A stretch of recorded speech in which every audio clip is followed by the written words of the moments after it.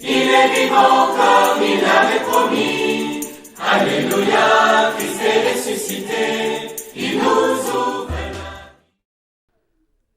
la... Au nom du Père et du Fils et du Saint-Esprit. Amen. Amen. Le Seigneur soit avec vous. Et avec votre esprit.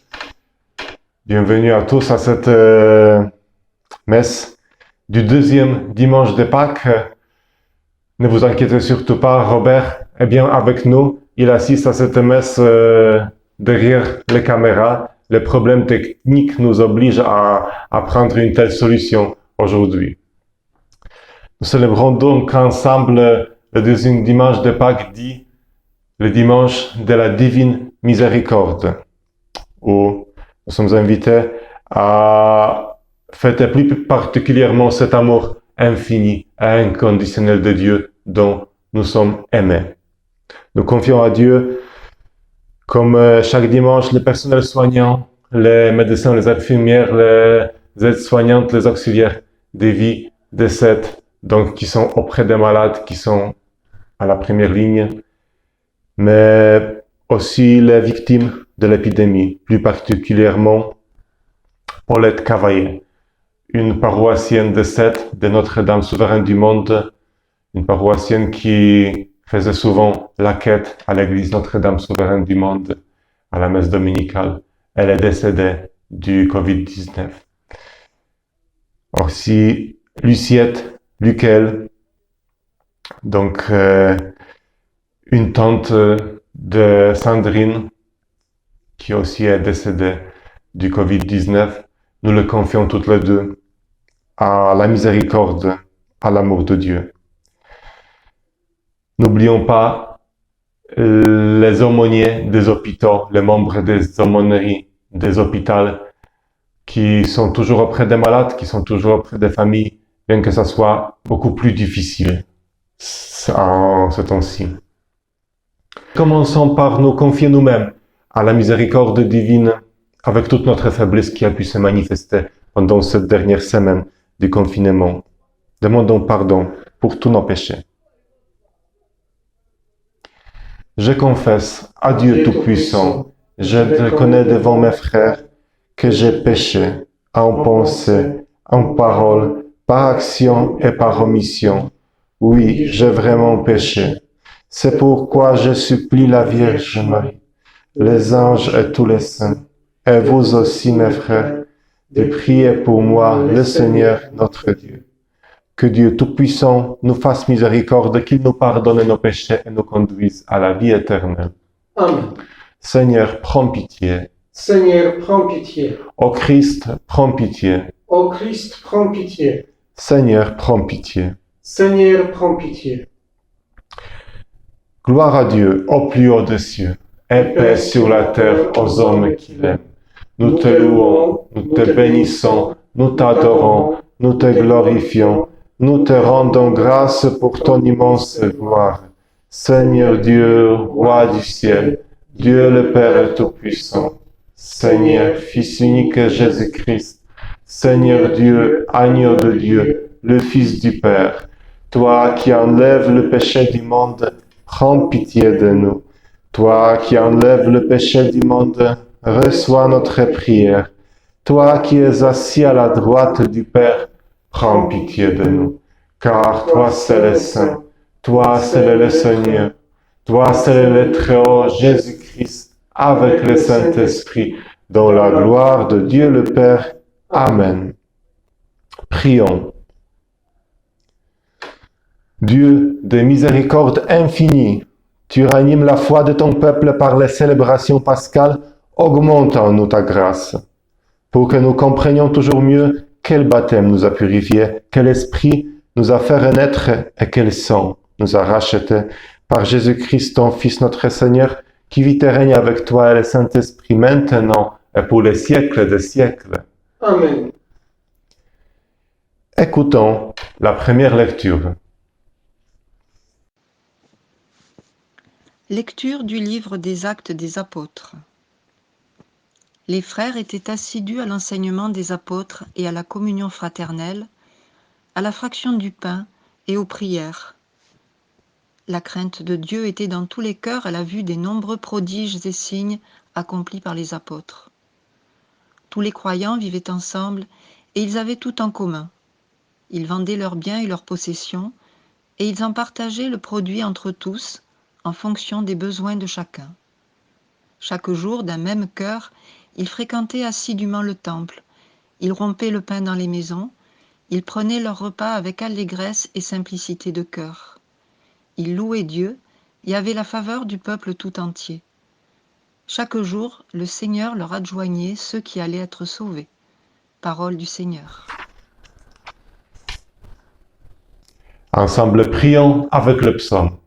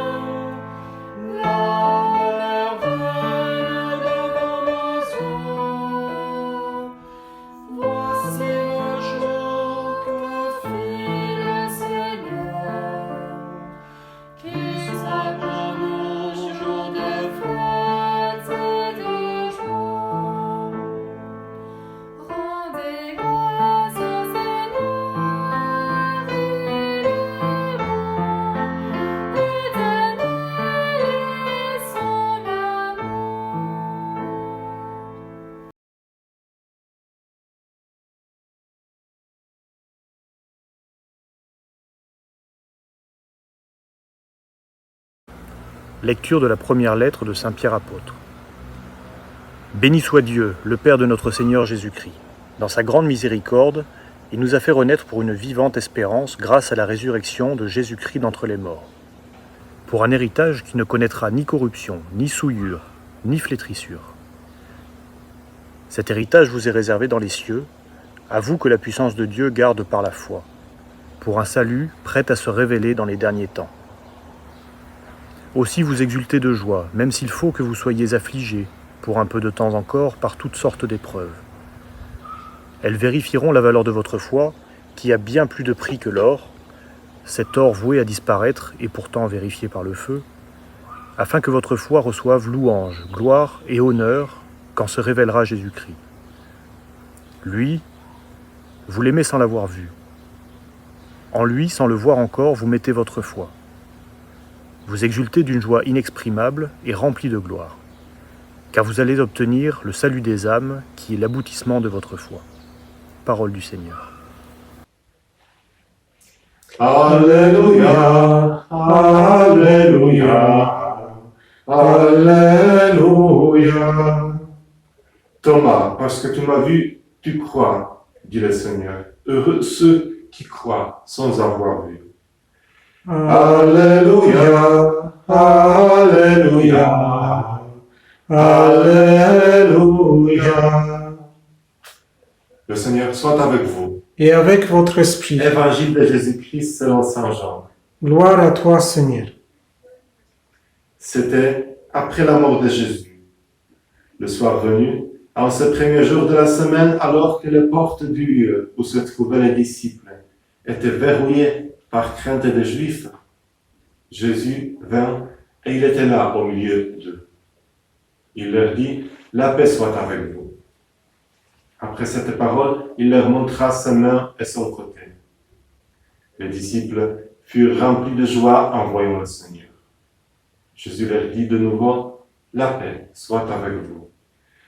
De même que le Père m'a envoyé, moi aussi, je vous envoie. » Ayant ainsi parlé, il souffla sur eux et il leur dit, « Recevez l'Esprit Saint.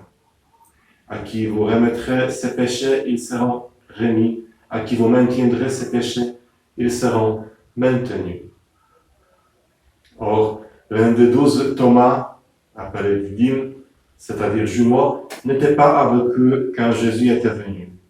Les autres disciples lui disaient, « Nous avons vu le Seigneur. » Mais il leur déclara, « Si je ne vois pas dans ses mains la marque des clous, si je ne mets pas mon doigt dans la marque des clous, si je ne mets pas la main dans son côté, non, je ne croirai pas. » 8 jours plus tard, les disciples se trouvaient de nouveau dans la maison, et Thomas était avec eux. Jésus vient, alors que les portes étaient verrouillées, et il était là, au milieu d'eux. Il dit, « La paix soit avec vous. » Puis il dit à Thomas, « Avance ton doigt ici, et vois la main. Avance ta main, et mets-la dans mon côté. Cesse d'être incrédule, sois croyant. » Alors Thomas lui dit, « Mon Seigneur et mon Dieu. » Jésus lui dit, « Parce que tu m'as vu, tu crois. Heureux ceux qui croient sans avoir vu. » Il y a encore beaucoup d'autres signes que Jésus a faits en présence des disciples et qui ne sont pas écrits dans ce livre. Mais ceux-là ont été écrits pour que vous croyiez que Jésus est le Christ, le Fils de Dieu, et pour qu'en croyant, vous ayez la vie en son nom. Acclamons la parole de Dieu. Louange à toi, Seigneur Jésus. Je trouve étonnant la façon dont la parole de Dieu rejoint toujours notre vie quotidienne. Aujourd'hui, par exemple, les lectures que nous venons de faire en ce deuxième dimanche de Pâques mettent en valeur une chose que nous n'avons pas et qui nous manque. Ce que nous n'avons pas et qui nous manque, et dont il est question dans les lectures, c'est la communauté. Quand je dis communauté, j'entends par là la communauté en chair et en os, c'est à savoir des visages, des sourires, des paroles qu'on échange, des mains que l'on serre, bref, la communauté d'hommes et de femmes. Et ça, actuellement, ça nous manque depuis environ un mois, et ça risque de nous manquer encore pendant quelque temps. Alors, aujourd'hui, on s'aperçoit que les lectures nous parlent précisément de la communauté et de l'importance de la communauté pour l'Église et pour le chrétien. Alors, à commencer par le livre des Actes des Apôtres, c'était la première lecture que nous avons faite, il était dit « les frères ». Remarquons qu'on les appelle les frères, les chrétiens, les premiers chrétiens, les frères. Ça indique déjà un lien que l'on tient à avoir les uns avec les autres. Les frères, donc, étaient assidus à l'enseignement des apôtres, à la communion fraternelle, à la fraction du pain et aux prières. Et puis, le texte insiste sur l'importance de la vie en commun, du partage des biens. Alors on sait que ce n'est pas une description de ce que vivait de façon habituelle la première communauté chrétienne. Ça marque plutôt, de façon idéalisée, ça marque plutôt ce vers quoi on veut aller, la communauté que l'on veut construire.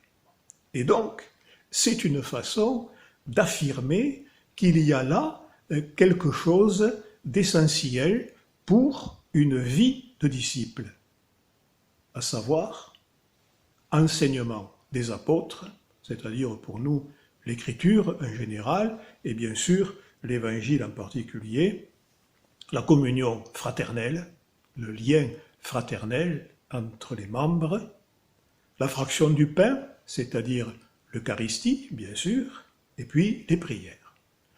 Et finalement, ce texte nous dit, voilà, ça, c'est vital pour le disciple de Jésus, et c'est vital pour l'Église. S'il n'y a pas ça, autrement dit, il n'y a pas de disciple, et s'il n'y a pas ça, il n'y a pas d'Église. Alors, maintenant, voyons ce qui se passe dans le récit de l'évangile de Jean.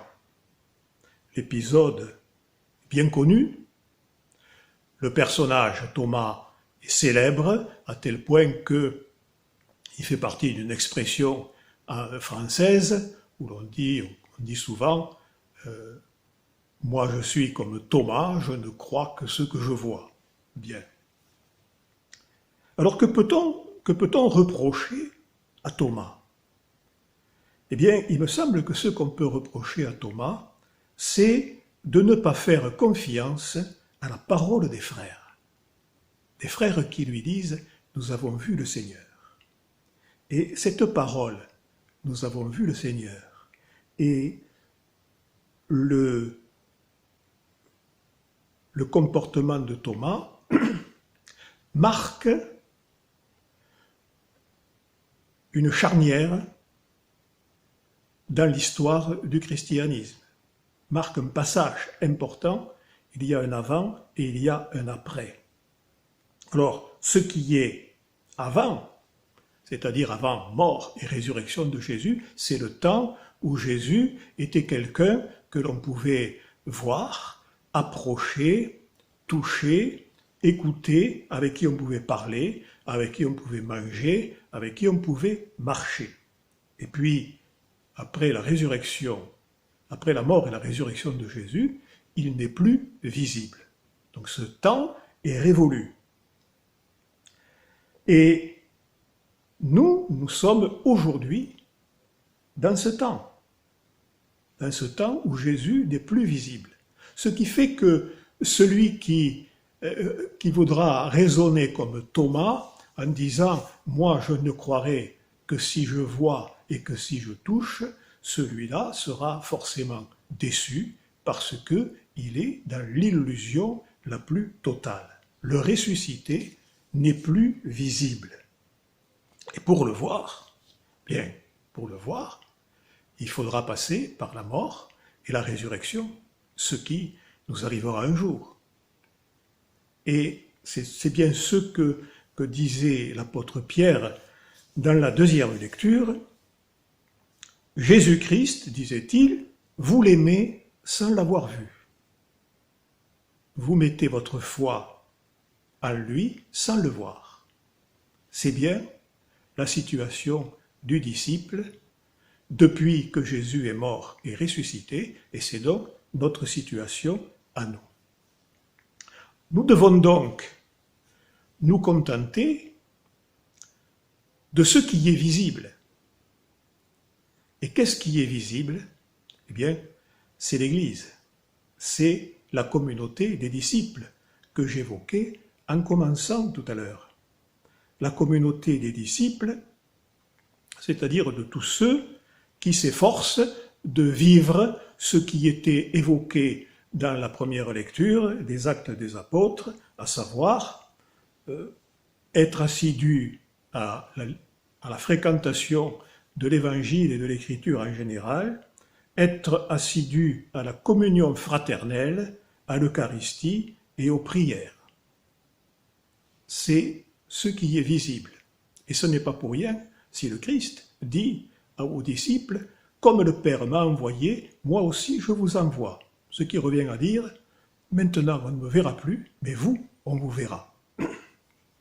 Alors donc, ce qui est la source de cette communauté chrétienne, ce sur quoi elle est bâtie, c'est la parole des apôtres, la parole de ceux qui ont vu et qui ont pu dire « Nous avons vu le Seigneur », le témoignage des apôtres. C'est pour cela que l'on dit que l'Église est apostolique. Ça veut dire qu'elle est fondée sur la foi des apôtres, sur le témoignage des apôtres.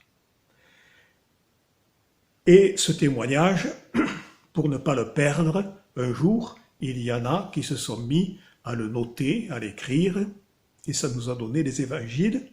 Et d'ailleurs, nous avons entendu la conclusion de Saint Jean dans l'évangile qu'on a lu ici, où il dit clairement « Ce que j'ai écrit dans mon évangile, ce que j'ai écrit, c'est un témoignage. C'est mon témoignage, le témoignage de celui qui a vu. Et si je l'ai écrit, c'est pour que vous croyiez que Jésus est le Christ. » Alors, ce temps de privation que j'évoquais au tout début de cette homélie, ce temps de privation d'Eucharistie et de communauté, je crois qu'il peut nous aider parce que le manque et la nécessité sont souvent des stimulants pour inventer et pour avancer. Alors, ça peut nous aider à retrouver l'importance de la communauté chrétienne dans notre vie. Et ça peut nous aider à chercher des idées et à ce que chacun, personnellement, se pose la question « Qu'est-ce que je peux faire pour que ma communauté chrétienne ait davantage de vitalité, qu'elle soit davantage vivante et témoignante, et qu'il y ait par conséquent, grâce à cela, de plus en plus d'hommes et de femmes qui, en voyant vivre les chrétiens, soient attirés vers le Christ. »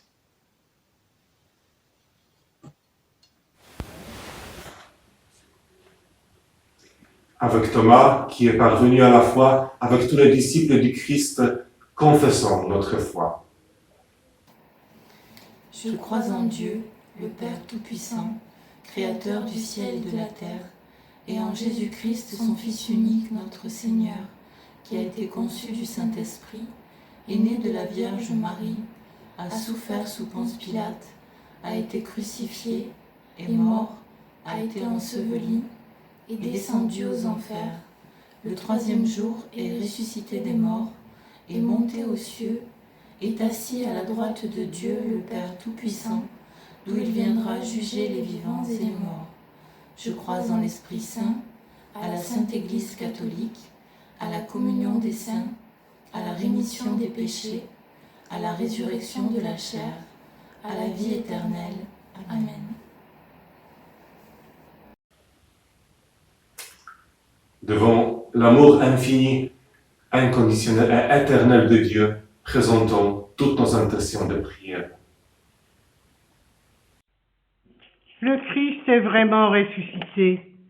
Confions à sa divine miséricorde les hommes et les femmes confinés, ceux qui vivent à l'étroit, ceux qui ont perdu un proche, empêchés de participer aux funérailles, ceux qui sont victimes de la violence ordinaire, ceux qui souffrent de solitude et d'isolement, ceux qui sont encore dans la rue ou qui ne peuvent pas supporter d'être confinés, ceux qui meurent dans la rue. Seigneur, nous te prions.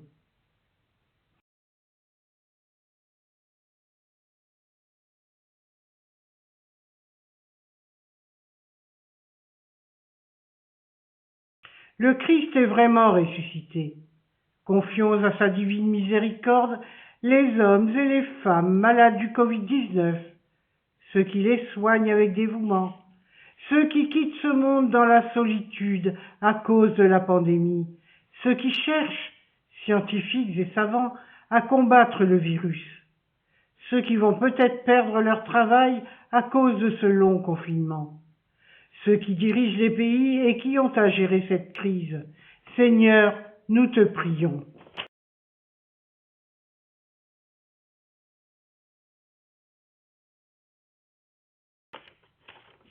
Le Christ est vraiment ressuscité.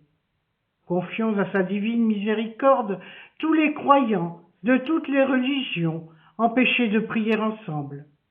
Que la paix, l'espérance, la charité, la foi se déploient en toutes circonstances, afin que les fidèles soient inventifs et prient en communion les uns avec les autres. Qu'ils marchent aussi fidèlement dans leur propre tradition. Seigneur, nous te prions.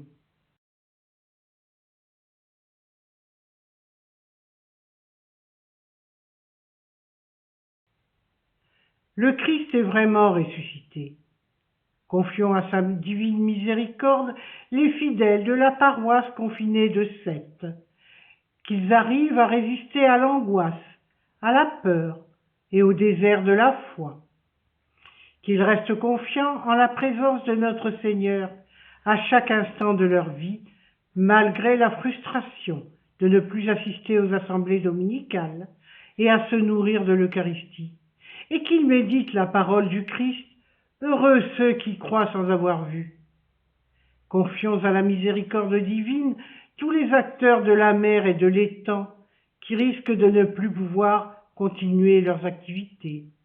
Seigneur, nous te prions.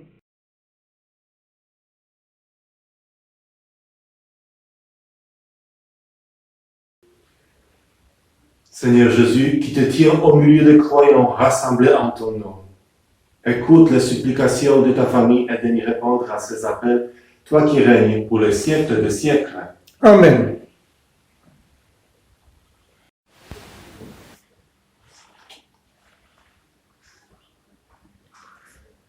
Tu es béni, Dieu de l'univers, toi qui nous donnes ce pain, fruit de la terre et du travail des hommes.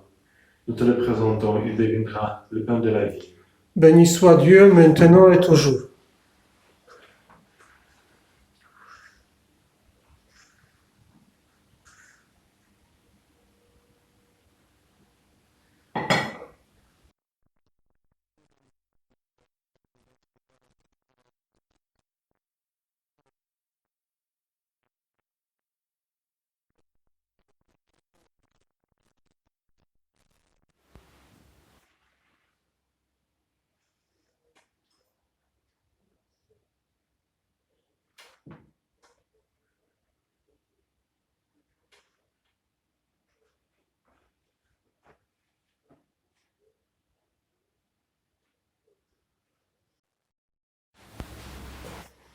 Prions ensemble au moment d'offrir le sacrifice de toute l'Église. Pour la gloire de Dieu et le salut du monde. Accueille avec bonté, Seigneur, les offrandes de tes fidèles, renouvelées par la foi et le baptême, qu'ils parviennent au bonheur sans fin par Jésus le Christ, notre Seigneur. Amen. Le Seigneur soit avec vous. Et avec votre esprit, Élevons notre cœur. nous les tournons vers le Seigneur. Rendons grâce au Seigneur notre Dieu. Cela est juste et bon. Vraiment, il est juste et il est bon de te glorifier, Seigneur, en tout temps, mais plus encore aujourd'hui où le Christ, notre Pâque, a été immolé. Car il est l'agneau véritable qui a enlevé les péchés du monde. En mourant, il a détruit notre mort. En ressuscitant, il nous a rendu la vie. C'est pourquoi le peuple de baptisés rayonnant de la joie pascale exulte par toute la terre, tandis que les anges dans les cieux chantent sans fin l'hymne de ta gloire. Saint, Saint, Saint, le Seigneur Dieu de l'univers, les ciels et la terre sont remplis de ta gloire. Hosanna au plus haut des cieux. Béni soit celui qui vient au nom du Seigneur. Hosanna au plus haut des cieux. Toi qui es vraiment saint, toi qui es la source de toute sainteté, nous voici rassemblés devant toi et dans la communion de toute l'Église, nous célébrons le jour très saint où ressuscita selon la chair notre Seigneur Jésus-Christ. Par lui, que tu as élevé à ta droite, Dieu notre Père, nous te prions. Sanctifie ces offrandes en répandant sur elles ton esprit, qu'elles deviennent pour nous le corps et le sang de Jésus le Christ, notre Seigneur. Au moment d'être livré et d'entrer librement dans sa passion, il prit le pain. Il rendit grâce, il le rompit et le donna à ses disciples en disant « Prenez et mangez-en tous, ceci est mon corps livré pour vous. »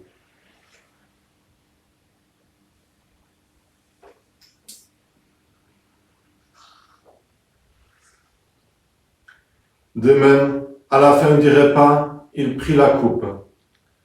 De nouveau, il rendit grâce et la donna à ses disciples en disant « Prenez et buvez-en tous, car ceci est la coupe de mon sang, le sang de l'alliance nouvelle et éternelle, qui sera versé pour vous et pour la multitude en rémission des péchés. Vous ferez cela en mémoire de moi. »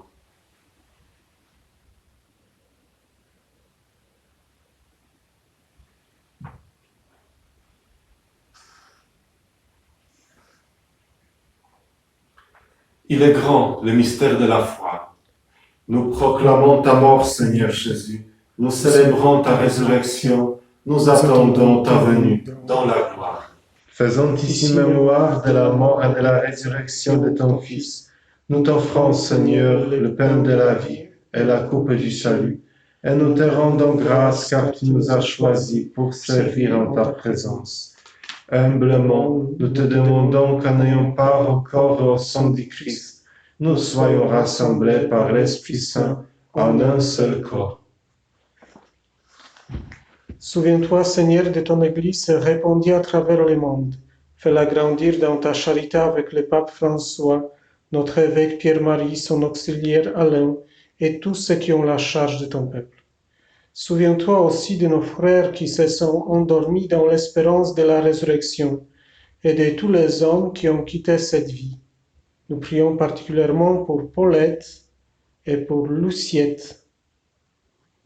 Reçois-les dans ta lumière auprès de toi. Sur nous tous, enfin, nous implorons ta bonté. Permets qu'avec la Vierge Marie, la bienheureuse Mère de Dieu, avec Saint Joseph, son époux, avec les apôtres et les saints de tous les temps qui ont vécu dans ton amitié, nous ayons part à la vie éternelle et que nous chantions ta louange par Jésus-Christ, ton Fils bien-aimé.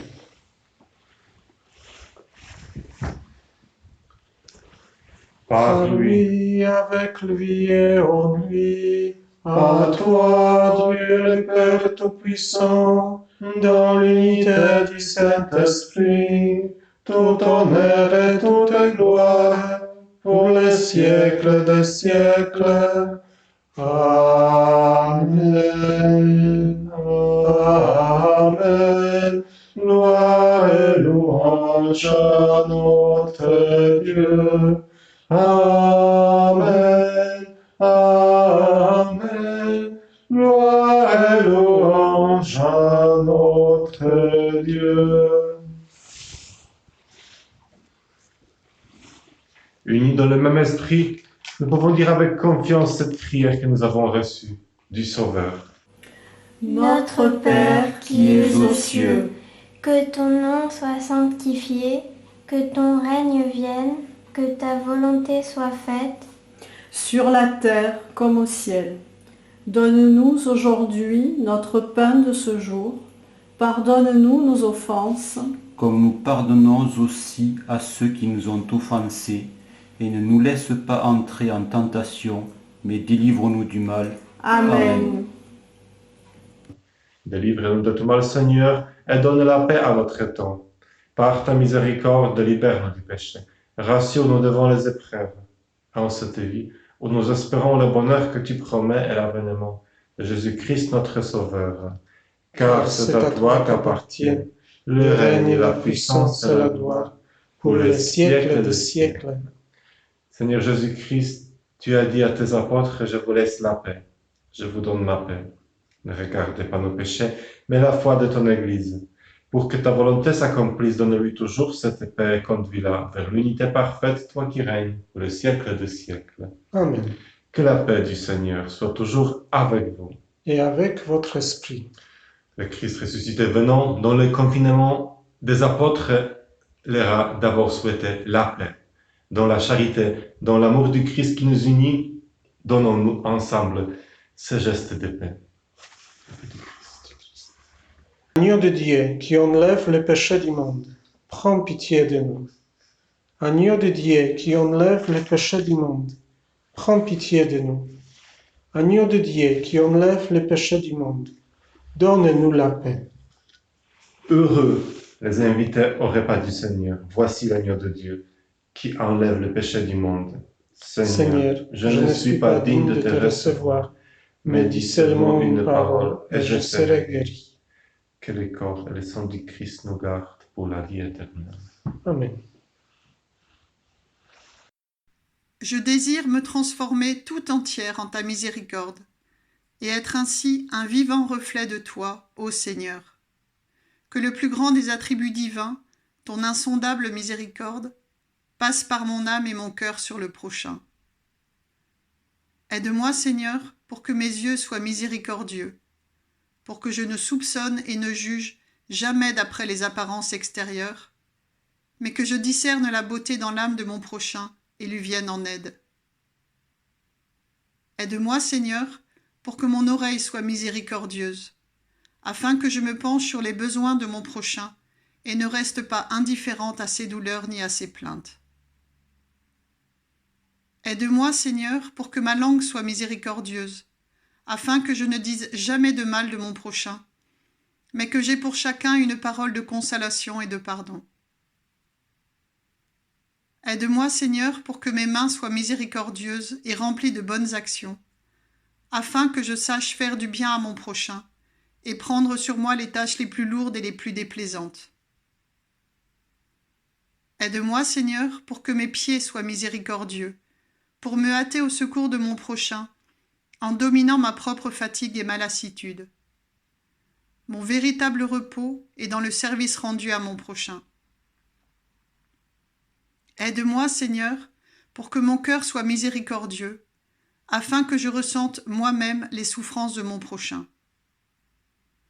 Je ne refuserai mon cœur à personne. Je fréquenterai sincèrement même ceux qui, je le sais, vont abuser de ma bonté. Et moi, je m'enfermerai dans le cœur très miséricordieux de Jésus. Je tairai mes propres souffrances. Que ta miséricorde repose en moi, ô mon Seigneur. Ô mon Jésus, transforme-moi en toi, car tu peux tout. Ô mon Dieu, caché dans ce grand et divin sacrement. Jésus, soyez avec moi à chaque moment, et mon cœur sera tranquillisé. Ainsi soit-il.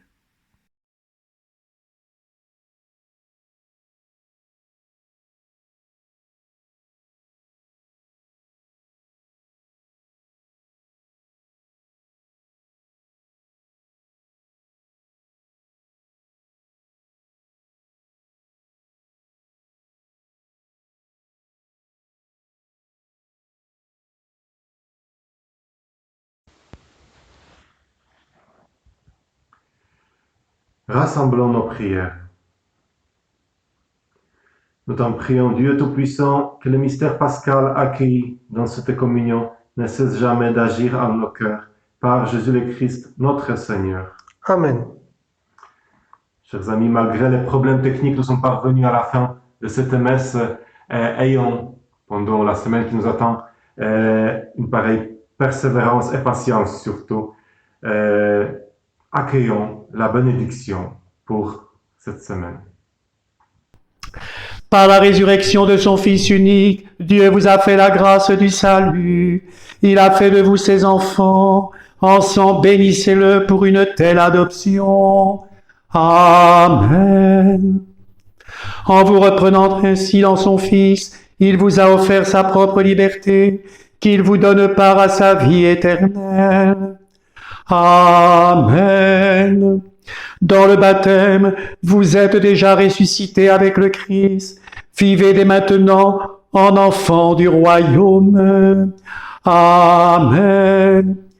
Et que Dieu Tout-Puissant vous bénisse, le Père, le Fils et le Saint-Esprit. Amen.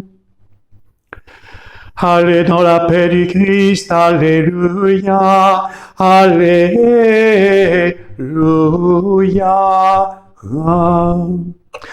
Nous rendons grâce à Dieu, alléluia, alléluia. Ah. Voilà, ça y est. Par les cieux devant toi, splendeur et majesté, par l'infiniment grand, l'infiniment petit, et par le firmament, ton manteau étoilé, et par frère soleil, je veux crier, mon Dieu, tu es grand, tu es beau, Dieu vivant, Dieu très haut, tu es le Dieu d'amour. Mon Dieu, tu es grand, tu es beau, Dieu vivant, Dieu très